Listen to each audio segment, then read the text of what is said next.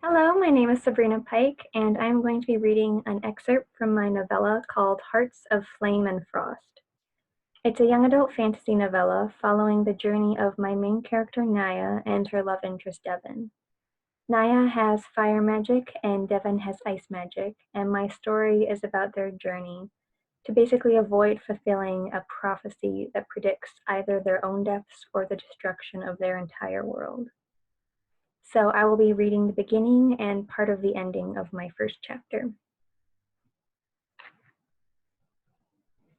His icy blue eyes glanced at me with panic, fear, and regret mirroring my own before our screams of pain ricocheted through the cavern. Cold, so intense it burned, slid across where my fingertips were tightly interlaced with his before spreading up my arm. Go, a voice echoed. Smoke, white and acrid, filled the black cavern, and his hand was yanked away from mine. I woke up with a start, fear clutching my chest, my body drenched in warm, sticky sweat. My stomach churned and I breathed deeply, calming my panic and fighting past the nausea. My left hand tingled where he had held it. I rubbed circles in my palm with my thumb over the faint white trace of a scar. Nightmare, I whispered. It was just a nightmare. Deep down, I knew I was just trying to convince myself. The moment was too vivid and felt too real. It kept replaying in my mind as I closed my eyes, took steadying breaths, and tried once again to decide if it was a memory or just a dream. Because I remembered nothing. Not my name, not my family, not my home. Anything beyond the past year had vanished.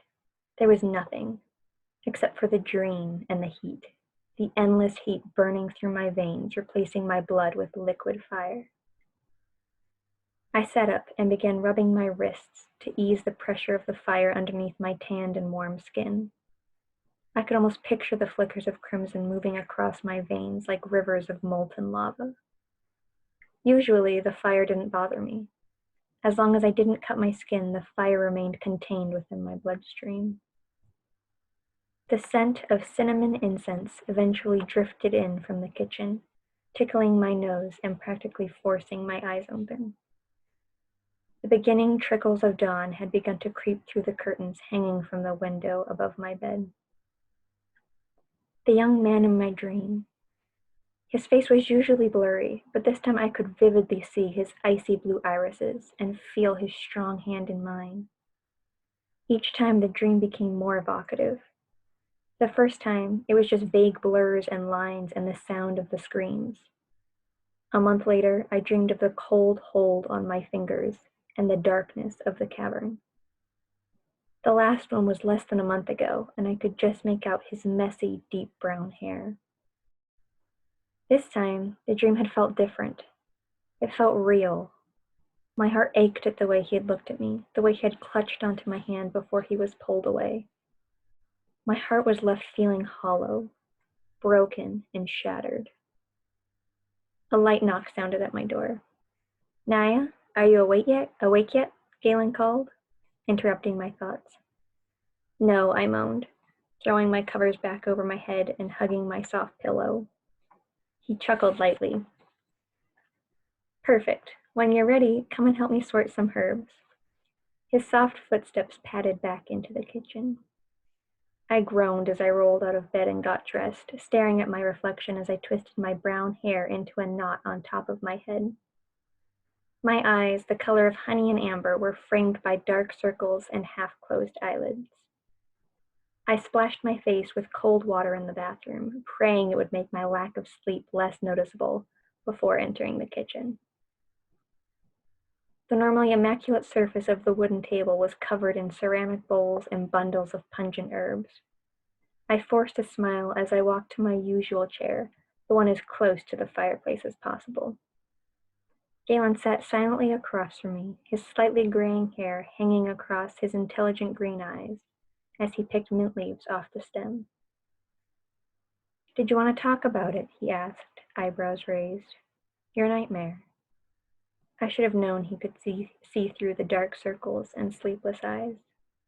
I shook my head. No, I said. I couldn't. Not yet. Galen nodded. My nightmares were nothing new, but he always asked nonetheless.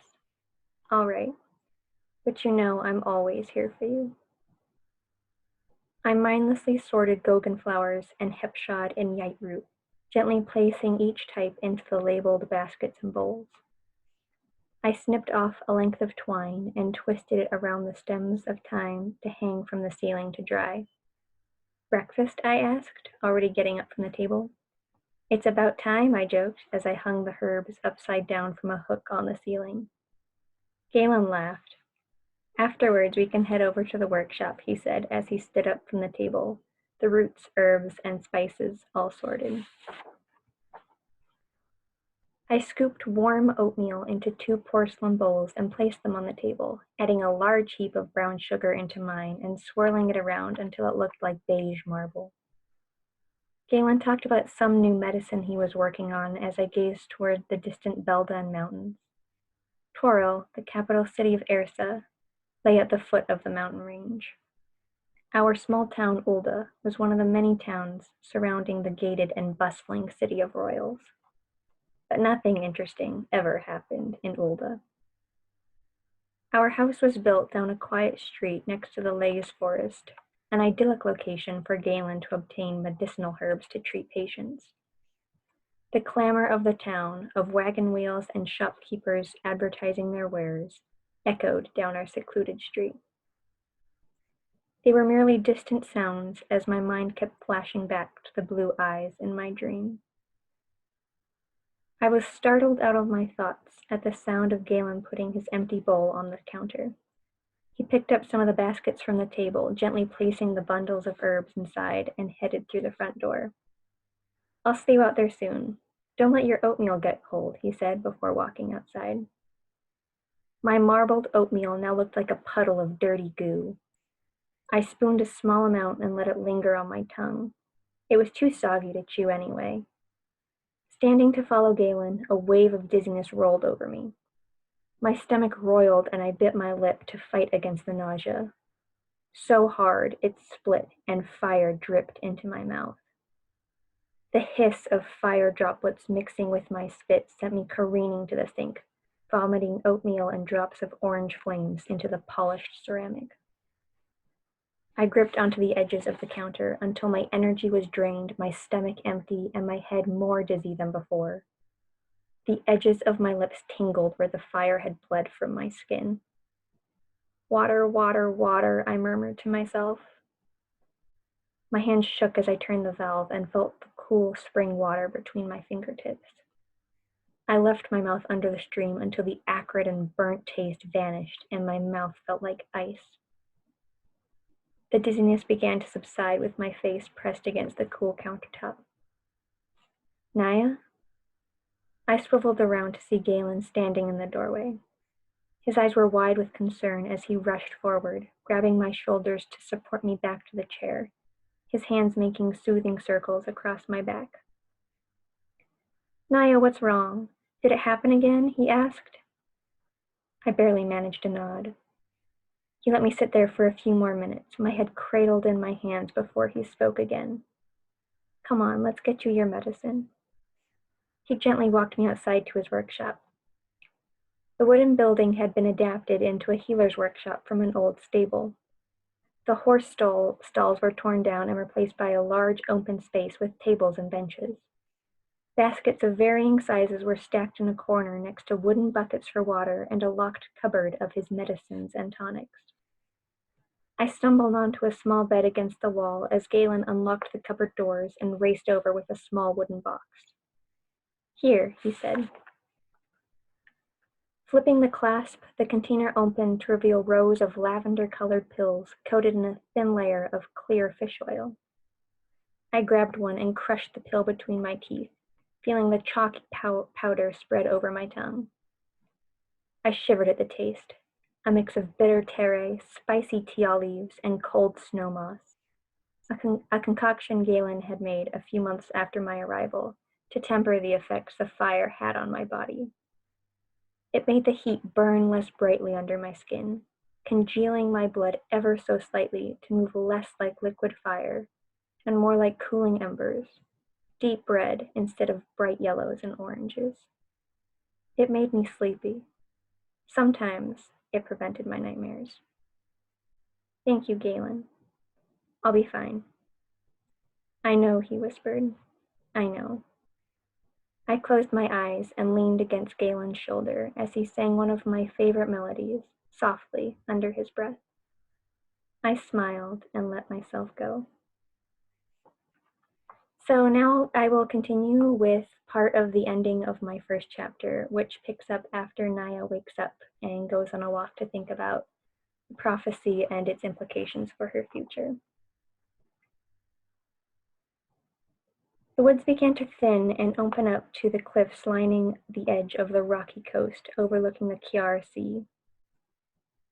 The mists hovered near the horizon in the middle of the sea, surrounded by jagged volcanic rocks and shallow coral reefs. Even from this distance, I could see the ragged peaks of the Isle Situn Mountains rising above the thick blanket of eternal gray mist. Despite the warm summer weather, no matter how much sunshine there was or how hot the day became, nothing was able to penetrate through the thick cloud. I often found solace among the sounds of the crashing waves and the cries of shorebirds and the salty, sweet breeze. So close to the place where Galen had once found me. But this time, I wasn't alone. Based on the height, build, and style of clothing, it was a young man, but his facial features were covered by a deep brown cloak that rippled past his knees in the strong winds. He stood near the edge of the cliff face, no more than 20 feet away, facing towards the churning mist. His feet were covered in tall black boots that were shined to a perfect gloss. A ring of pale white frost surrounded him, crusting around the bright green grass, covering the thin blades with crystal fractals.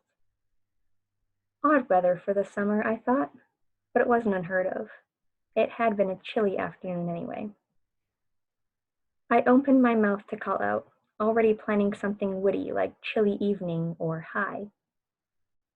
That's when I saw the ice drip from his fingertips. It looked like it was made of glacial slush, falling slowly to the ground and crystallizing into a sphere of transparent ice. It shattered as it hit the ground, and the frost spread out like shards of broken glass.